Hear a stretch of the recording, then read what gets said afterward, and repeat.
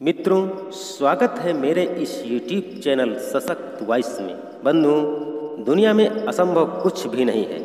जो चाहोगे सो पाओगे, सिर्फ उसे पाने की कोशिश पूरी होना चाहिए और भरोसा खुदा से भी ज़्यादा खुद पर होना चाहिए, क्योंकि भरोसा अगर खुदा पर है तो वही पाओगे जो उसने लिखा है, और यदि भरोसा खुद पर है तो खुदा भी वही लिखेगा जो आप चाहोगे। मित्रों, हमेशा इस बात को याद रखना चाहिए कि जीवन में परिस्थितियां कैसी भी आ जाएं, परंतु कभी धैर्य नहीं खोना चाहिए। सफलता एक दिन में तो नहीं, परंतु एक दिन मिलती जरूर है। मित्रों, बहुत समय पहले की बात है। एक साधु नदी किनारे अपना डेरा डाले हुए था।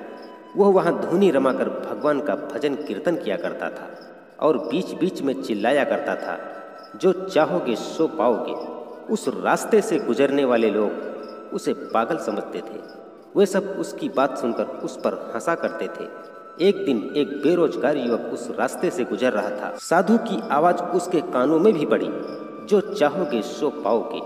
यह वाक्य सुनकर वह युवक साधु के पास जा पहुंचा और उनसे पूछने लगा, मुनिवर, आप बहुत देर से आवाज दे रहे हो, जो चाहोगे सो पाओगे।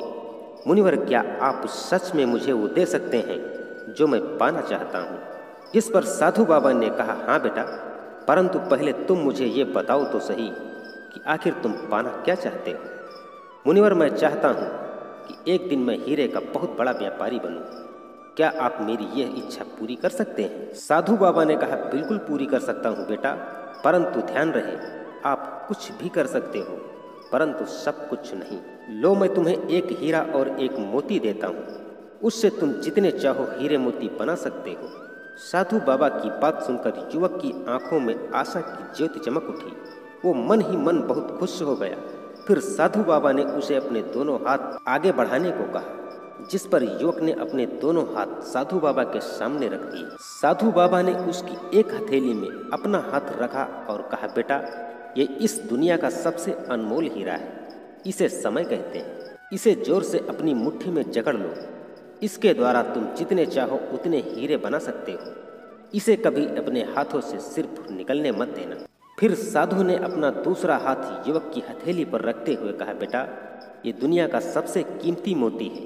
इसे धैर्य कहते हैं। ये हर किसी के पास होता नहीं है। तुम्हें जब किसी कार्य में समय लगाने के बाद भी उसका वांछित परिणाम अगर प्राप्त ना हो, तो इस धैर्य नामक मोती को धारण कर लेना। यदि यह मोती तुम्हारे पास है तो तुम दुनिया में जो चाहोगे सो पाओगे। युवक ने ध्यान से साधु बाबा की बात सुनी और उन्हें धन्यवाद देते हुए वहां से चल पड़ा। उसे सफलता प्राप्ति के 2 गुरु मंत्र मिल गए थे। उसने निश्चय किया कि वह कभी अपना समय व्यर्थ नहीं गवाएगा और सदा धैर्य से काम लेगा। कुछ समय बाद उसने हीरे के एक बहुत बड़े व्यापारी के यहाँ काम करना प्रारंभ किया।